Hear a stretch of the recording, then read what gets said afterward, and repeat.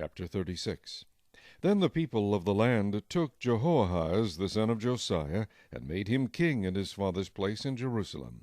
Jehoahaz was 23 years old when he became king, and he reigned 3 months in Jerusalem. Now the king of Egypt deposed him at Jerusalem, and he imposed on the land a tribute of 100 talents of silver and a talent of gold. Then the king of Egypt made Jehoahaz's brother Eliakim king over Judah and Jerusalem, and changed his name to Jehoiakim. And Necho took Jehoahaz his brother, and carried him off to Egypt. Jehoiakim was 25 years old when he became king, and he reigned 11 years in Jerusalem. And he did evil in the sight of the Lord his God. Nebuchadnezzar, king of Babylon, came up against him, and bound him in bronze fetters, to carry him off to Babylon.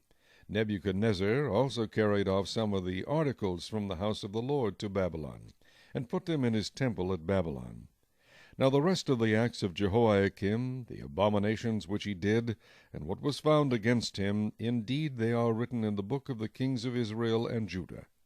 Then Jehoiakim his son reigned in his place. Jehoiakim was 8 years old when he became king, and he reigned in Jerusalem 3 months and 10 days. And he did evil in the sight of the Lord. At the turn of the year, King Nebuchadnezzar summoned him, and took him to Babylon, with the costly articles from the house of the Lord, and made Zedekiah, Jehoiakim's brother, king over Judah and Jerusalem.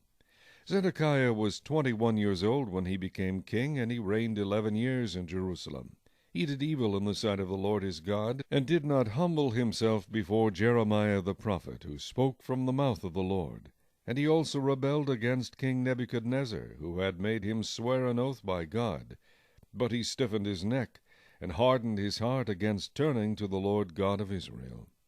Moreover, all the leaders of the priests and the people transgressed more and more, according to all the abominations of the nations, and defiled the house of the Lord which he had consecrated in Jerusalem. And the Lord God of their fathers sent warnings to them by his messengers, rising up early and sending them, because he had compassion on his people and on his dwelling place.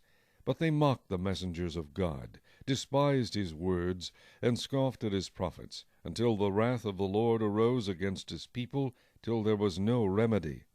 Therefore he brought against them the king of the Chaldeans, who killed their young men with the sword in the house of their sanctuary, and had no compassion on young man or virgin, on the aged or the weak. He gave them all into his hand. And all the articles from the house of God, great and small, the treasures of the house of the Lord, and the treasures of the king and of his leaders, all this he took to Babylon. Then they burned the house of God, broke down the wall of Jerusalem, burned all its palaces with fire, and destroyed all its precious possessions. And those who escaped from the sword he carried away to Babylon, where they became servants to him and his sons, until the rule of the kingdom of Persia, to fulfill the word of the Lord by the mouth of Jeremiah, until the land had enjoyed her Sabbaths. As long as she lay desolate, she kept Sabbath, to fulfill 70 years. Now in the first year of Cyrus king of Persia, that the word of the Lord by the mouth of Jeremiah might be fulfilled, the Lord stirred up the spirit of Cyrus king of Persia, so that he made a proclamation throughout all his kingdom, and also put it in writing, saying, Thus says Cyrus king of Persia, All the kingdoms of the earth the Lord God of heaven has given me, and he has commanded me to build him a house at Jerusalem which is in Judah. Who is among you of all his people? May the Lord his God be with him, and let him go up.